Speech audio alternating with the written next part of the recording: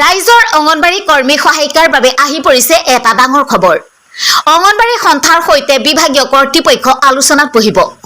দৰমহা 21,000কে আদি কৰি তেওঁলোকে কেইবাটাও দাবীৰ বাবে বৈঠকত মিলিত হ'ব।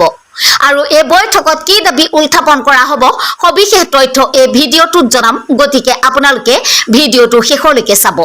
অঙ্গনবাড়ী সন্থাই দাবী কৰে যে আমি ভাৰত চৰকাৰ আৰু অসম চৰকাৰে দিয়া সামান্য মাননিহে পাই আছো।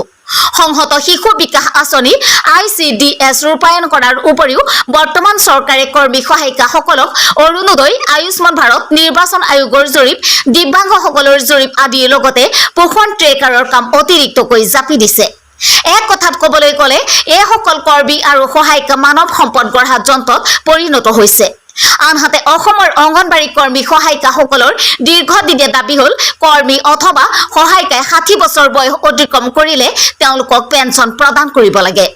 কৰ্মী সহায়িকাৰ এই আবেদনৰ প্ৰতি লক্ষ্য ৰাখিয়ে শেহতীয়াকৈ চৰকাৰে 2022 চনৰ এপ্ৰিলৰ পৰা অৱসৰকালীন সাহায্য প্ৰদান কৰিছে। আমাৰ সন্থাই এই সাহায্য 2017 চনৰ জানুৱাৰীৰ পৰা সকলো অৱসৰপ্ৰাপ্ত কৰ্মী সহায়িকাক অৱসৰকালীন সাহায্য প্ৰদান কৰাৰ দাবী কৰিছে। অঙ্গনবাড়ী কৰ্মী আৰু সহায়িকাসকলক মাননিৰ সলনি মজুৰি প্ৰদান কৰা, অঙ্গনবাড়ী কৰ্মী আৰু সহায়িকাসকলক চৰকাৰী চাকৰিৰ স্বীকৃতি প্ৰদান কৰা, মজুৰি 21,000 টকা ধাৰ্য কৰা আদি কেইবাটাও দাবী লৈ অসম ৰাজ্যিক অঙ্গনবাড়ী কৰ্মী আৰু সহায়িকা সন্থাই প্ৰতিবাদ সাব্যস্ত কৰে।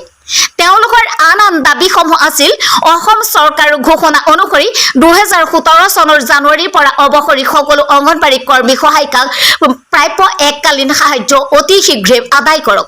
অঙ্গনবাড়ী কৰ্মী, মিনি কৰ্মী আৰু অঙ্গনবাড়ী সহায়িকাসকলক মাননিৰ সলনি মজুৰি প্ৰদান কৰক। তেনে মজুৰি প্ৰচলিত শ্ৰম আইন অনুসৰি উপযুক্তভাৱে নিৰ্ধাৰণ কৰক। মজুৰি দিব নোৱাৰালৈ মাহিলী মাননি অতি কমেও 10,000 টকাকৈ আদায় দিয়ক। প্ৰতিটো অঙ্গনবাড়ী কেন্দ্ৰৰ ঘৰ উন্নত আন্তঃগাঁথি সম্পূৰ্ণকৈ নিৰ্মাণ কৰি দিয়ক। নতুন শিক্ষা নীতিৰ আধাৰত প্ৰাক প্ৰাথমিক শিক্ষা সংযোগ কৰিলে প্ৰতিগৰাকী কৰ্মী সহায়িকাক চৰকাৰী কৰ্মচাৰীৰ স্বীকৃতি দিয়াৰ ব্যৱস্থা কৰক। মিনি কেন্দ্ৰসমূহ পূৰ্ণাংগ কেন্দ্ৰলৈ ৰূপান্তৰ কৰি মিনি কৰ্মীক পূৰ্ণাংগ কৰ্মীৰ মৰ্যাদা প্ৰদান কৰক।